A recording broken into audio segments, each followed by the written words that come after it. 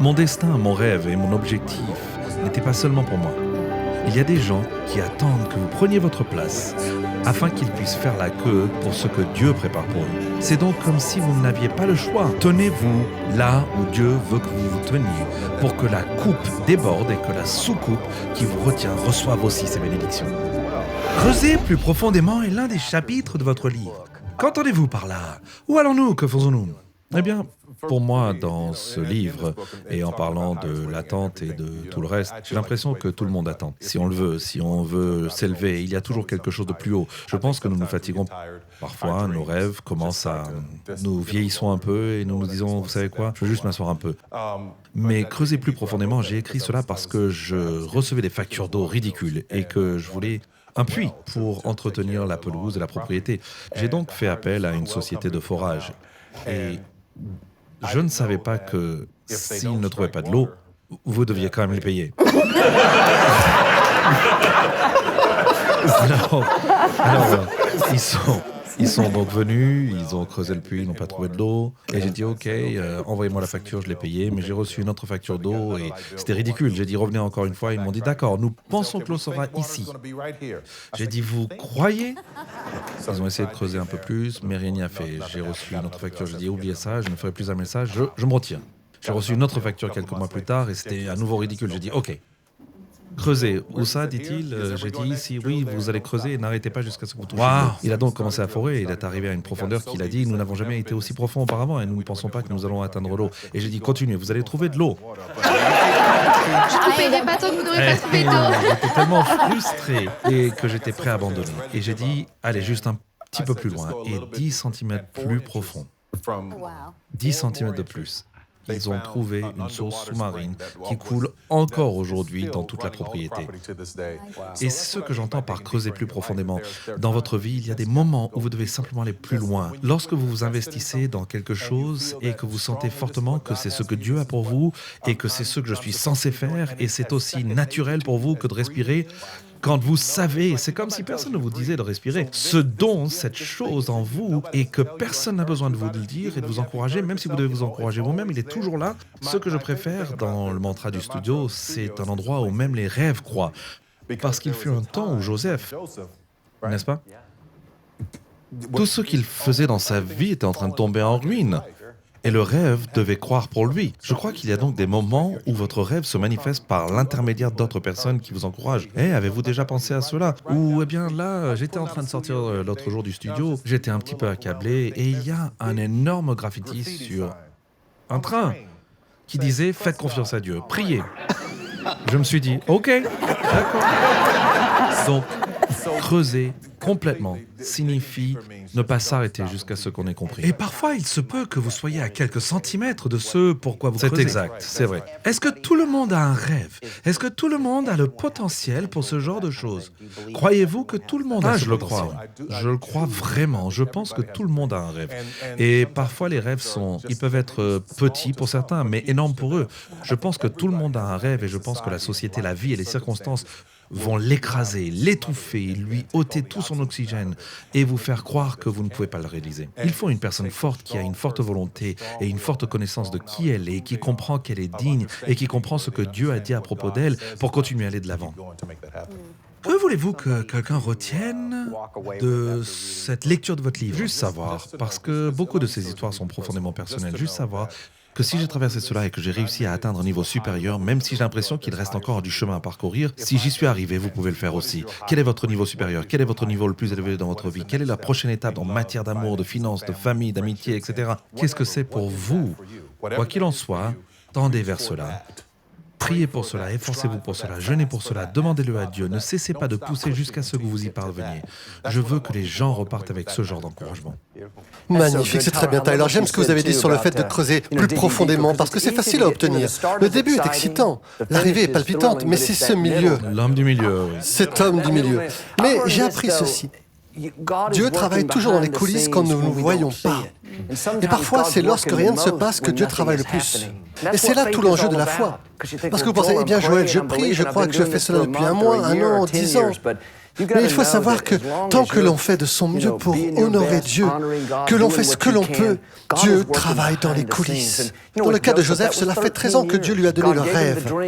Imaginez que votre famille vous ait jeté dans une fosse, que vous ayez été accusé à tort et que vous ayez été mis en prison. Pourtant, pendant tout ce temps, il est dit que Joseph a été favorisé partout où il est allé. Et vous ne lisez jamais dans les Écritures que Joseph avait une mauvaise attitude. Et j'aimerais penser que moi, étant donné dans une fosse et toutes ces choses, mais Maddy était vraiment en colère. Mais je pense que le simple fait de savoir que, bon, vous savez quoi, je ne comprends peut-être pas ce que Dieu fait, mais je lui fais confiance. J'ai appris que Dieu ne va pas mal gérer votre vie. Vous ne le comprendrez peut-être pas, mais j'aime parfois y penser. Il est dit, l'Éternel a fermé les pas de l'homme. Eh bien, Dieu ne vous emmène pas nécessairement en ligne droite, sinon ça serait facile. Imaginez des pierres. Si j'essaie d'avancer de 100 mètres devant moi, il se peut qu'à un moment donné, les pierres s'incurvent et aillent dans l'autre sens. Parce qu'ils vont se retourner et que vous êtes sur l'un de ces tremplins. Et alors vous pouvez dire, mais Dieu, je ne vais pas dans la bonne direction. Je te promets, je suis censé d'abord aller dans cette direction. Mais vous devez dire, d'accord Dieu, je sais qu'il y aura un demi-tour quelque part. Je vais te faire confiance quand je ne vois rien arriver. Mais dans les coulisses, il faut savoir que Dieu travaille dans votre vie en ce moment. Qu'il mette en place les bonnes personnes, les bonnes solutions aux problèmes. Parfois, dans nos messages, nous disons aussi que Dieu peut faire en sorte que les choses arrivent soudainement. Eh bien, les choses soudaines sont le point culminant de tout ce temps. Vous avez cru, vous n'avez rien vu arriver, et puis soudain, le studio s'ouvre. Ou soudain, vous rencontrez la bonne personne. Tout d'un coup, quelque chose se produit. Et je vous encourage, et vous l'avez magnifiquement dit, à continuer à croire, à faire ce qu'il faut quand il ne se passe rien. Et au bon moment, la promotion ne vient pas des gens, la promotion vient de Dieu. Il ouvrira la bonne porte. Bon, j'ai fini de prêcher. J'en parle aussi dans le livre avec les graines. Lorsque vous plantez une graine dans le sol, tout ce que vous pouvez faire, c'est la planter. Vous pouvez la planter, vous pouvez l'arroser, vous ne savez pas ce qui se passe sous le sol. Et si vous essayez de creuser pour voir, vous risquez de la tuer. Alors en attendant, il faut rester là patiemment et attendre, et un jour ça pousse. C'est comme si, waouh, et ok, j'ai planté ça et c'est là. Je vous ai entendu une fois sur YouTube et je l'ai utilisé. Je ne vais pas donner de crédit non plus, mais bon. C'était tellement bon. Et je ne vais pas lui rendre justice. Mais vous avez dit, vous pouvez planter, vous pouvez arroser, mais seul Dieu peut apporter le soleil. Et elle peut le dire mieux que moi. Mais la leçon était, faites de mieux et faites confiance à Dieu. Faites-le mieux que moi. Non, c'était très bien. Vous savez, j'aime le fait que vous ayez dit que le rêve vous portera. Oui. Si c'est quelque chose que Dieu a mis dans votre cœur, il ne va pas disparaître.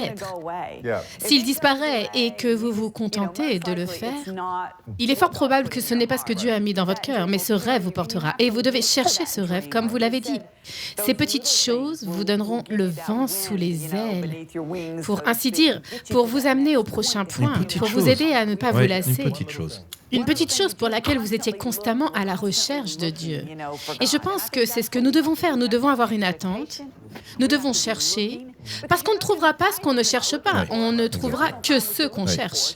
En avez-vous fait l'expérience? Comment Dieu vous a guidé petit à petit et ces étapes ont-elles été quelque chose qui vous a vraiment marqué? Il s'agissait simplement d'être conscient, d'avoir une conscience aiguë de tout ce qui se passait. Comme... J'ai vraiment besoin de ça, je veux vraiment ça, je veux vraiment cela. Est-ce que c'est moi ou est-ce que c'est toi? Je vais pas le faire. Oh, attends, ça ne me lâche pas. Oh non, il faut que je le fasse. Lorsque je jouais ces pièces et que personne ne venait, on était dans un bâtiment aussi grand que Lakewood avec 30 personnes assises. Et je devais toujours payer les factures lorsque j'étais assis là. Je vais vous donner un témoignage très rapidement. Je l'ai dit souvent, mais je veux vraiment que les gens l'entendent. Quand j'ai commencé à faire ces spectacles, la première pièce que j'ai jouée était un petit théâtre comme celui-ci où il y avait 30 personnes qui sont présentées et j'ai tout perdu. J'avais un paiement sur la voiture et tout ça, mais de ces 30 personnes, il y avait quelqu'un qui voulait investir. C'est Dieu qui maintient le rêve en vie. Nous avons donc essayé de faire le spectacle l'année suivante sans succès. Mais quelqu'un d'autre voulait investir. Cela a duré 7 ans pendant lequel j'ai lutté le fait d'être sans abri. Et entre-temps, je trouvais un emploi, j'allais au travail, je travaillais et je me disais « OK ». Puis j'ai reçu un appel d'un promoteur qui me disait « On a l'opportunité de faire un spectacle ici en Caroline du Sud, vous voulez le faire ?» Et je suis allé voir mon patron et je lui ai dit « Écoutez, j'ai besoin d'un temps pour répéter. » Et il m'a dit « Tu veux 2 semaines de congé après avoir seulement travaillé 2 semaines ?» Et je me suis mis à mon bureau, j'ai prié et j'ai dit « Seigneur, est-ce que je suis censé faire cela ?» Et j'entends cette voix qui me dit clairement « Démissionne. » Je ne vous dis pas de quitter votre travail, je vous dis que c'est mon témoignage. J'allais donc faire le spectacle, je conduisais le camion, j'installais les lumières, j'apportais le décor, je l'installais. Je me souviens d'avoir conduit jusqu'en Caroline du Sud une fois et j'étais si excité par ce spectacle. Et j'ai entendu à la radio, un ouragan se dirige vers Spartanburg en Caroline du Sud le week-end du spectacle. Et j'étais tellement en colère parce que je m'étais rendu là-bas et de jouer le spectacle. Et Dieu m'a dit de démissionner. Mais je suis arrivé là et Dieu ne me dit rien de plus. Je me retrouvais dans la loge sans pouvoir payer qui que ce soit. J'étais tellement frustré, je priais, j'étais en colère. Je me disais, mais Dieu, que se passe-t-il? Où es-tu? Tu as dit que je devais faire ça. Ne contrôles-tu pas le vent et la pluie? Qu'est-ce qui se passe avec cet ouragan qui arrive? Alors, la 7e année,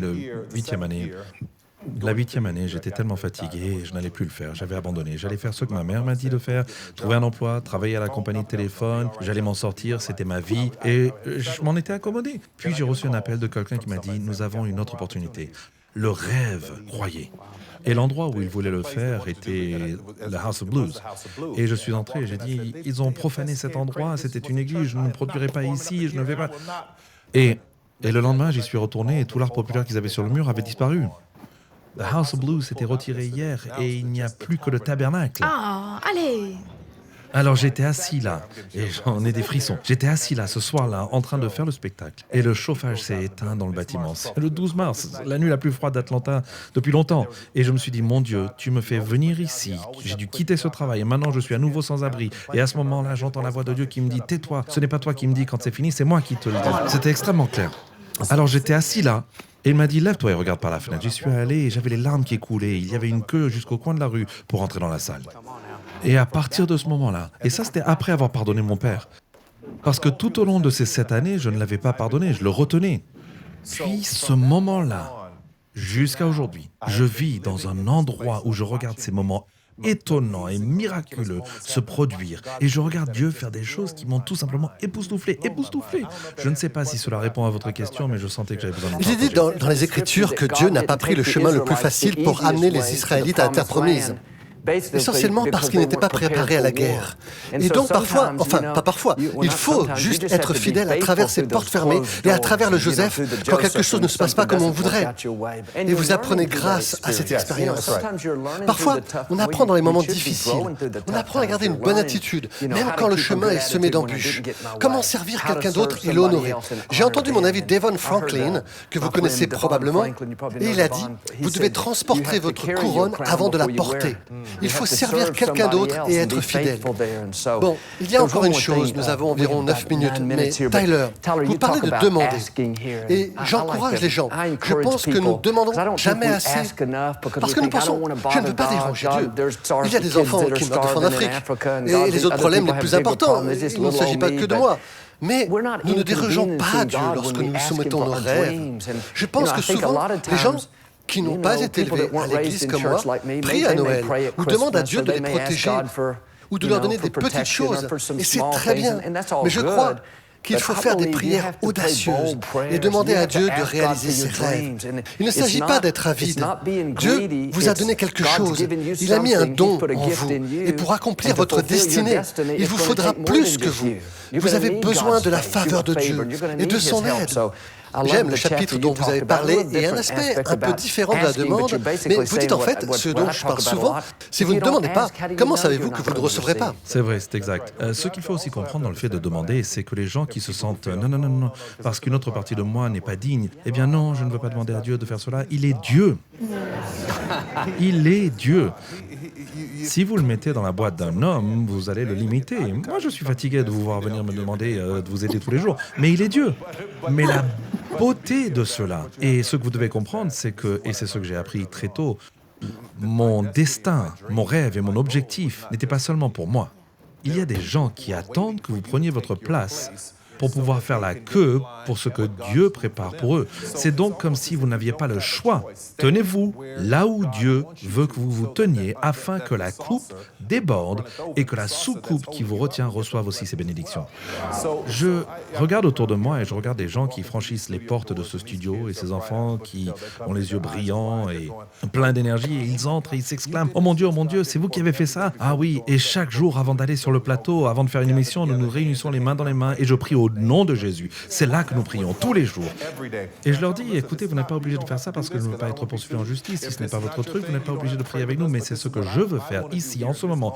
Vous pouvez donc vous mettre là-bas et continuer à travailler, mais les voir venir à la prière, les voir croire, les voir avoir la foi, comprendre que la femme qui travaille à l'étage, que son enfant va à l'université, que son fils va au séminaire et celui-ci va en Afrique, grâce à quelque chose que j'ai fait un pas dans ma foi et que j'ai cru. Vous savez ce que j'aime?